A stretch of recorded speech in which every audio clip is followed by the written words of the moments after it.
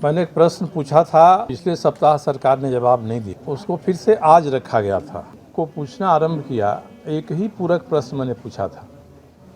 मंत्री ने जवाब दिया था कि जो दवाएं अधिक रेट पर भारत सरकारी कंपनियों से वे खरीद रहे हैं,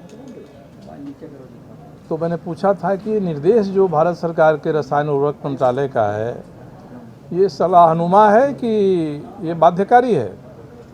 तो मंत्री ने कहा बाध्यकारी है। इसके बाद अध्यक्ष जी महोदय ने सदन को स्थगित कर दिया।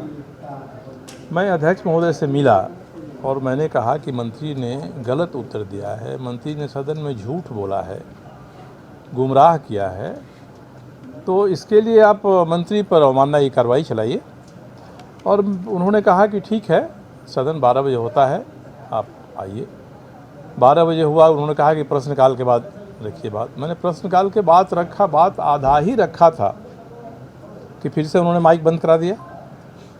मैंने यही रखा है और मैंने पत्र दिया है कि भारत सरकार के रसायन और उर्वरक मंत्रालय ने रेलवे बोर्ड को लिखा है।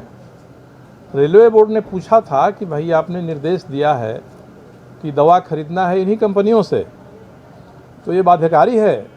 भारत सरकार ने लिखा है कि बाध्यकारी नहीं है, कोई कंपल्सन नहीं है आप पर, और यहाँ मंत्री कह रहे हैं कि बाध्यकारी है। तो मैंने दस्तावेज के आधार पर कहा है।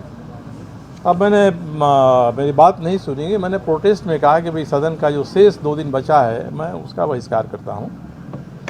और मैं आरोप नहीं लगा रहा हूँ, बल्कि सामने तथ्य रख रहा हूँ कि मंत्री ने जिन दवाओं को भारत सरकार की कंपनियों से अधिक दर पर खरीदा है, उनमें से कुछ कंपनियां हैं जो दवा दूसरे से बनवाती हैं।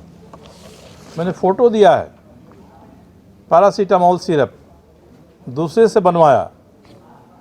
एक सुरेंद्र प्रसाद थे यहाँ के निगम में संयुक्त सचिव, उन्होंने आपत्ति किया इस पर कि ये जो जांच रिपोर्ट दवाओं की आ रही है वो इन कंपनियों की नहीं आ रही है, प्राइवेट कंपनियों की आ रही है।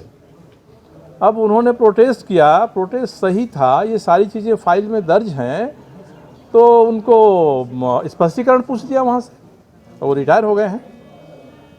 तो भारत सरकार की कंपनियां जो आधा चौथाई दाम पर निजी कंपनियां दवा बनाती हैं, उन्हीं से मुख्यमंत्री जी थे, स्वास्थ्य मंत्री थे, स्पीकर साहब ने कहा कि संबंधित फाइल जो ट्रांसफ़र पोस्टिंग की है, ये मुख्यमंत्री के पास देंगे, जांच के लिए देंगे।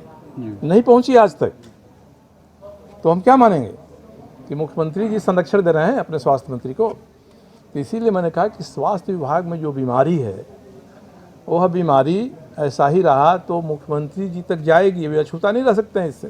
यही बात मैंने कहा है, तो मैंने जो बात कहा है मैं उस पर कायम हूँ, और आगे जरूर ऐसा ही होगा। अगर कार्रवाई नहीं कराएंगे, 1-2 बनी है। मैंने अध्यक्ष जी से भी कहा कि सदन में जो प्रश्न मैंने मानसून सत्र में अगस्त में पूछा था, स्वास्थ्य विभाग ने जवाब नहीं दिया। 4 बार विधानसभा की ओर से रिमाइंडर गया कि जवाब नहीं दिया, जवाब दीजिए, जल्दी दीजिए, शीघ्रातिशीघ्र दीजिए, आज तक जवाब नहीं आया है। तो विधानसभा क्या कर रही है उसके लिए? विधानसभा को कोई शक्ति नहीं है क्या ऐसे मामलों में जवाब सही हासिल करने का? तो ये देखना पड़ेगा कि यही रवैया विधानसभा का रहेगा तो सेपरेशन ऑफ पावर में जो विधायिका को अधिकार मिले हैं, उस अधिकारों के तहत हम संरक्षण प्राप्त करना चाहते हैं। तो हम लोग एक विधायक के नाते कहाँ जाएंगे इसके लिए कोई शौक से थोड़ी मैंने किया है। कोर्ट कब तक जाएंगे आप? अब मैंने कहा ना कि संविधान ने तीनों को अधिकार दिया है, मजबूर करेंगे कोर्ट जाएंगे, मगर कोर्ट जाना बड़ी आसान नहीं होता है। कोर्ट जाइए और जितनी मेहनत, समय, पैसे खर्च होते हैं, लगते हैं, उसको देखते हुए मैं तो प्रयास यही करूंगा कि सेपरेशन ऑफ पावर में जो आपको अधिकार मिला है, विधायिका उस अधिकार का उपयोग नहीं करेगी तो ये आक्षेप विधायिका के ऊपर आएगा कि सरकार के भ्रष्ट मंत्रियों को संरक्षण मिलता है, जबकि दायित्व है आसन का कि वह सदन के सदस्यों को संरक्षण दे और सरकार से हर बात उसके मुंह में उंगली डाल के उगलवाए अगर गलत है। इंद्र सिंह नामधारी जी क्या करते थे, पहले हुआ करता है। तो मैं तो सेपरेशन के पावर के तहत विधायिका को जो मिली हैं शक्तियाँ, पहले मैं उसी की ओर ध्यान आकृष्ट करूँगा। अपना जो भी एक्सप्लेनेशन देना होगा हमारे माननीय अध्यक्ष महोदय देंगे इसके बारे में।